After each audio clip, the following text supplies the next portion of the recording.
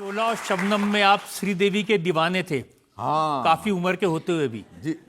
काफी उम्र का क्या मतलब? मतलब फिल्म में। Sridevi was one of the finest actresses in the world. In the world. मैंने बहुत बड़ी बड़ी एक्ट्रेसेस के साथ काम किया है, बाहर की एक्ट्रेसेस के साथ काम किया, लेकिन श्रीदेवी was effortless. वो खाना खा रही होती थी, मजाक कर रही होती थी, और फिर सडनली डायरेक्टर बोलते थे शॉट रेडी है, और वो इलेक्ट्रीफाइंग तरीके से, चाहे वो चालबाज हो, चाहे वो चांदनी हो, चाहे वो लम्हे हो, बहुत ही खूबसूरत तरीके से वो बड़ी जल्दी चली और गई मेरे सिर्फ हिसाब से। फेस नहीं, उनका चेहरा पूरा नहीं, structure। पूरी एक बॉडी का एक एक पोर पोर एक्टिंग करता था वो। पूरा बहुत ही she was a complete actress. She was one of the most amazingly international actresses from India.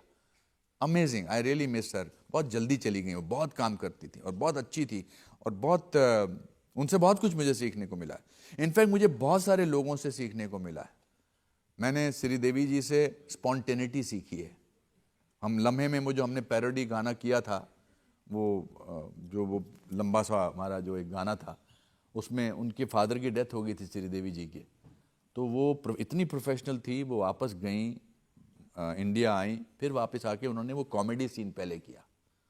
That is the dedication that she had. Amazing. Even Kajol, such a brilliant brilliant brilliant actress, such न ये these are some हमको, और ये इसीलिए इतने सालों तक बरकरार है। आपने तो दिलीप साहब के साथ भी काम किया।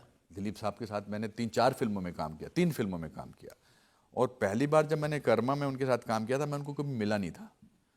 तो जब दिलीप साहब आए, मैं डॉक्टर डैंग बना हुआ था, दाढ़ी वाड़ी लगा के, सुबह 7 बजे, तो वो 11 बजे आए अपनी मर्सिडीज से, वाइट शर्ट पहन के उतरे, तो मैं उनको देखता रहा, और मैंने सोचा वाह, यही तो इंसान है, इसकी वजह से मैं एक्टर बना हूँ। मधुमती, राम और श्याम, गोपी, देवदास, ये सब फिल्में देखी हैं मैंने गोपी फिल्म की टिकटें ब्लैक में खरीदने के लिए अपना नाक ऑलमोस्ट तोड़वा लिया था। तो मैं उनको देखता जा रहा था, और मैं उनके हाथ ऐसे हैं, उनका ऐसा चेहरा है। तो सुभाष घई मुझे कॉर्नर में लेकर बोले, तू जिस प्यार से इनको देख रहा है, तू मुझे मरवाएगा, तो मेरी फिल्म का विलन है, इनको ऐसे प्यार से मत देख। मैंने कहा जी, अनुपम खेर दिलीप साहब से प्यार करता है, डॉक्टर डैंग राणा विश्व प्रताप से प्यार नहीं करता है। बट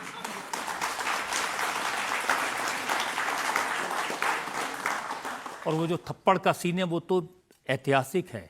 हाँ, और मेरे से गलती क्या हो गई, मैंने उनसे कहा कि मैं उनको इम्प्रेस करने के चक्कर में मैंने उनसे कहा कि सर आप मुझे असली में थप्पड़ मार देना। तो मुझे बोले, बेटा पठान का हाथ है, बेहोश हो जाएगा।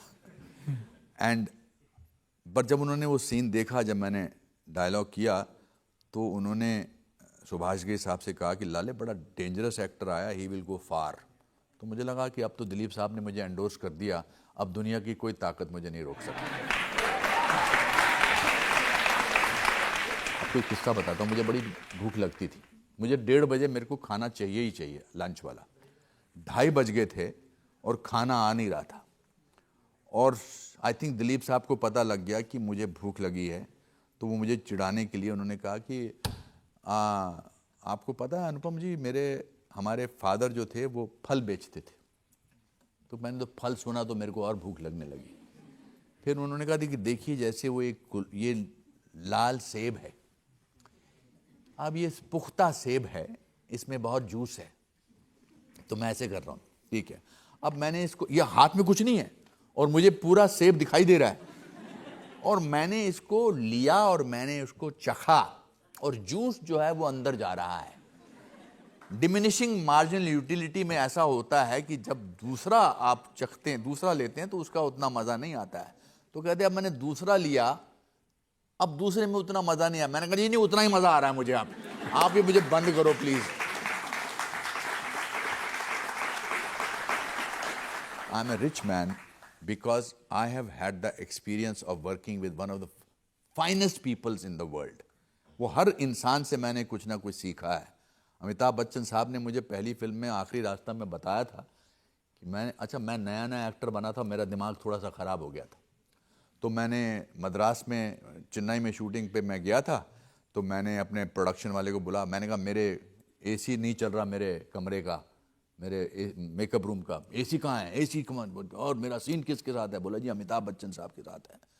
तो अमिताभ बच्चन साहब के साथ, वो तो हाँ जी वो तो 9 बजे आ गए थे, आप 10 बजे आए। मैंने कहा ओके मुझे मत सिखाओ प्रोफेशनलिज्म, मुझे पता है कहाँ है। तो मैंने देखा अमिताभ बच्चन साहब साइड में दाढ़ी मूछ विग पैंट शर्ट कंबल ओढ़ के बैठे हैं, किताब पढ़ रहे हैं। तो मैं उनकी बात किया, मैंने कहा नमस्ते सर। कहते हाँ आइए आइए बैठिए बैठिए। तो मैंने कहा सर इतनी गर्मी है और आपने ये दाढ़ी मूछ विग पैंट शर्ट कंबल ओढ़ रखा है, इस गर्मी में आपको गर्मी नहीं लगती? तो मुझे बोले अनुपम गर्मी के बारे में सोचता हूं तो लगती है, नहीं सोचता तो नहीं लगती। उसके बाद मैंने आज तक कभी एसी या पंखे को लेकर कभी हंगामा नहीं किया, मैंने मांगा ही नहीं। If you keep your eyes open there is a lesson in meeting everybody. आपसे मैंने कितना प्रोफेशनलिज्म सीखा है। आप ऊपर मेरे को बता रहे थे यार आप 32 साल से आई डोंट नो आपने कितने 500 से ज्यादा कितने एपिसोड कर लिए हैं। You are a epitome of professionalism, of sincerity and an inspiration to learn so much from you Rajat ji. Very kind. ये बात सच है कि आज भी 32 साल हो गए आपकी अदालत के हर शो से पहले मुझे डर लग रहा होता है, और जब ये कान में सुनाई देता है 10 सेकंड्स टू गो तो और भी घबराहट हो रही होती है। correct. लेकिन शुरू होने के बाद में फिर फिर एक वो दूसरी निकल जाते दुनिया हैं। में चले जाते हैं। That's right. But what I am trying to say कि आप जिंदगी के हर कदम पर हालात इंसान आपको बहुत कुछ सिखा सकते हैं, पर आपको सीखने वाला बनना चाहिए, ये बहुत इंपॉर्टेंट है। बता दो सही। एक और सवाल पब्लिक में से ले सकते हैं? सर मेरा सवाल ये है कि किस हीरोइन का बाप बन के आपको सबसे ज्यादा मजा आया?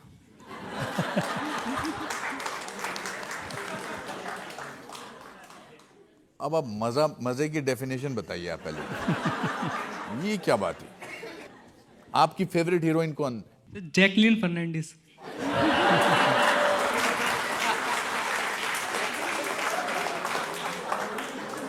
अब जिस हिसाब से आप अपनी फेवरेट हीरोइन की बात कर रहे हैं उस हिसाब से मैं हीरोइन को नहीं देखता हूं।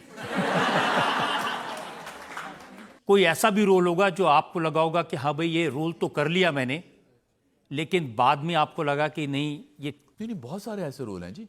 एक दिल का डॉक्टर करके मैंने एक फिल्म की थी, मैं देखता हूं तो घबरा जाता हूं।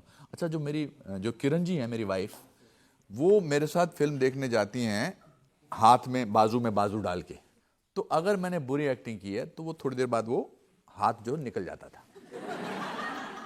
फिर अगर और बुरी एक्टिंग की थी तो सडनली वो मुझसे दूर होके बैठ जाती थी। और बुरी एक्टिंग की थी तो मेरी चूंटी काटती थी कि तुम क्यों मुझे बेइज्जती करवा रहे हैं। एक फिल्म थी निगाहें जो थी वो नगीना के बाद आई थी, हरमेश मल्होत्रा जी की। उसमें थे वो अपना अमरीश जी ने उसमें सपेरे का रोल किया था। तो नगीना में सपेरे अमरीश पुरी जी के कैरेक्टर की डेथ हो जाती है। तो जब निगाहें पार्ट 2 नगीना थी, वो जब बनने लगी तो हरमेश मल्होत्रा जी ने मुझे उनके रोल में लिया। तो मेरे जहन में आ गया कि अब मैं ऐसा रोल करूंगा कि लोग अमरीश जी को भूल जाएंगे।